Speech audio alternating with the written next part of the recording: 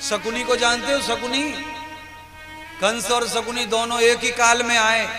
पर ऐसा नहीं है कि ऐसे ही सब लोग संसार में होते हैं। कुछ लोग संसार में ऐसे भी होते हैं जिनसे संसार टिका हुआ है प्रलय होने से।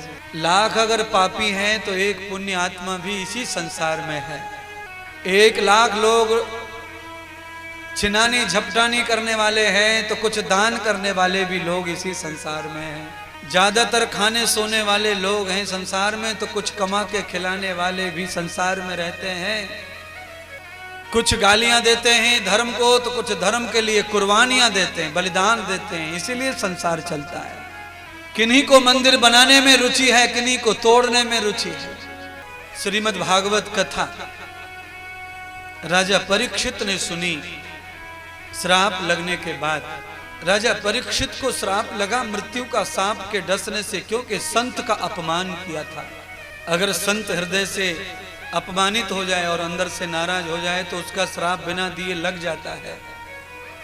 संत श्राप ना दे तो भी श्राप लग जाता है। जरूरी ये नहीं है कि हम किसी को नोचें, किसी में सुई ढुसोड़ दें तभी दर्द होगा। जरूरी यह है कि भूल से भी अगर सुई पे पैर पड़ जाए तो भी सुई का दर्द होगा। जैसे भूल से सुई पर कांटे पर पैर पड़ने से दर्द पूरा होता है, ऐसे ही बिना चाहे बिना सूझे भी हम किसी का अपमान कर देते हैं तो भी दंड मिलता है, दुख मिलता है, परेशानी मिलती है। पर संत हृदय नवनीत समाना, संत जो है वो नवनीत के समान है हृदय, उनका रुई के समान है। कपास को धुलकर बिनौरा निकालकर जब रुई बनती है ना तो वो ऐसी हो जाती है कि क्या कहना महाराज। 5 किलो रुई से पर्वत जैसा बन जाता है, पैर रख दो पूरी धरती में चली जाती है। ऐसा हृदय होता है संत का।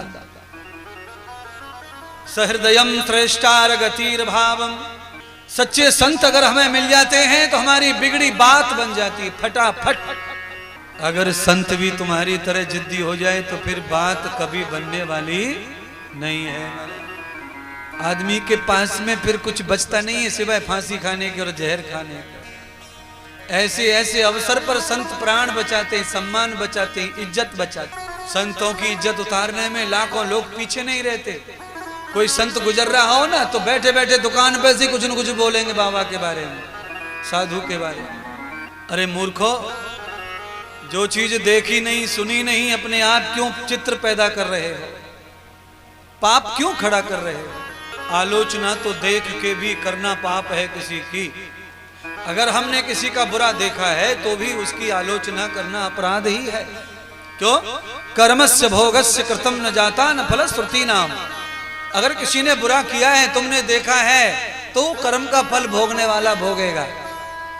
आलोचना के पाप से बचना है तो सबको अपने कर्म पर रहने दो। आप भजन पे रहो, भगवान की आज्ञा में भगवान की सेवा में बने रहो।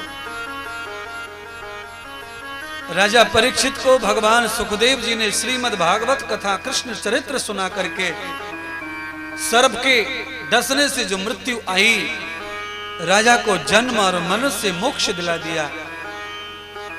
राजा परीक्षित के पुत्र राजा जन्मजय को पता चला कि मेरे पिताजी की मृत्यु सांप के डसने से हुई है। तो महाराज जन्मजय हस्तिनापुर राजा नरेश राजा परीक्षित के पुत्र जन्मजय व्यास जी के पास गए जो उनके दादाजी थे। मैं आपको बताना चाहता हूं, घर में जितने भी बालक हैं, नाती हैं, पोते हैं, पंती हैं, संती हैं, दादी और दादा के पास में अगर छोटे बच्चे नहीं जाते और वहां जाकर कुछ अच्छी बातें नहीं पूछते तो फिर वो बेकार बच्चे। मैं तो कहूंगा सबसे, करोड़ों लोग टीवी पर कथा सुन रहे हैं इस समय, करोड़ों लोग। मैं आपको सुना रहा हूं कि नहीं पता नहीं, पर मैं उन करोड़ों लोगों का ध्यान करके कथा सुना रहा हूं। मुझे पता है कि यहां से लेके लंदन अमेरिका तक पंडाल बना हुआ है भगवान कन्हैया दुर्गा माता का, और हर जगह पर श्रोता बैठे और कथा का श्रवण कर रहे हैं टीवी के माध्यम से, ट्यूब के माध्यम से, मोबाइल के माध्यम से। बात ये नहीं है कि पंडाल में कितने श्रोता आने चाहिए ना, कथा केवल एक यजमान के लिए भी होती है, पर कथा कथा की तरह हो।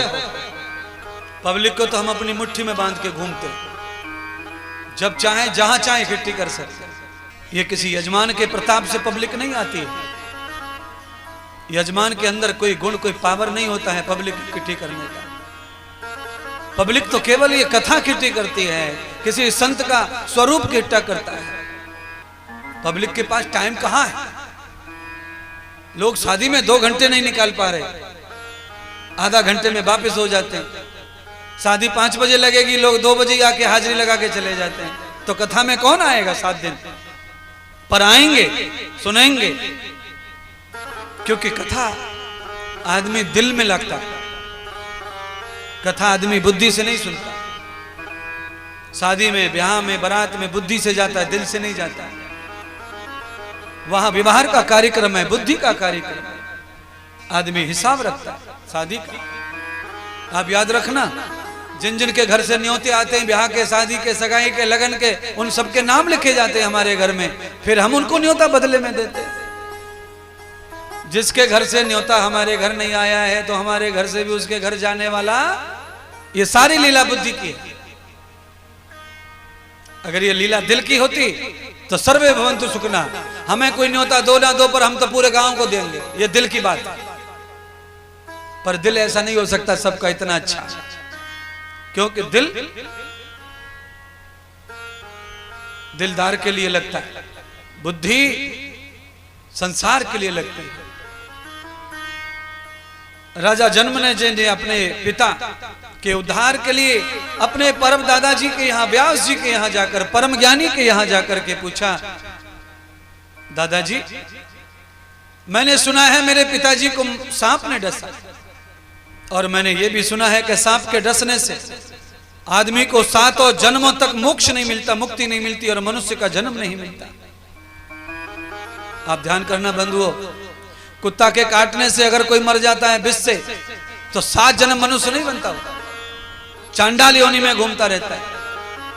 सांप के डसने से अगर कोई मर जाए तो 7 जन्मों तक उसे मनुष्य का स्वभाव सौभाग्य नहीं मिलता दोबारा, कीड़े की योनि में घूमता रहता है।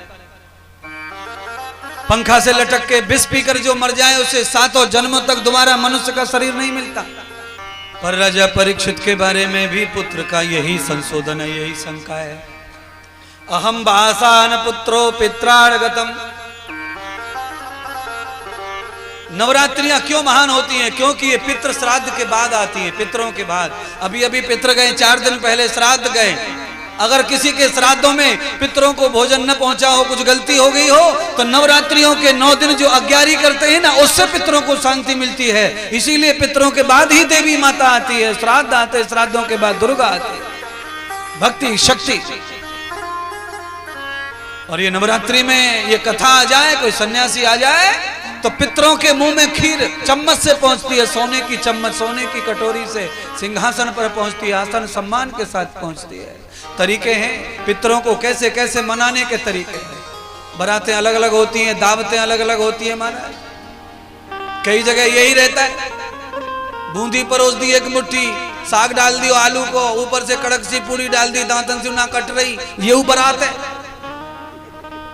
और एक बारात वो भी है जहां पे लाइन इतनी लगी है खाने की कि खाने वाला गिन भी नहीं पा रहा, खाएगा तो बाद में।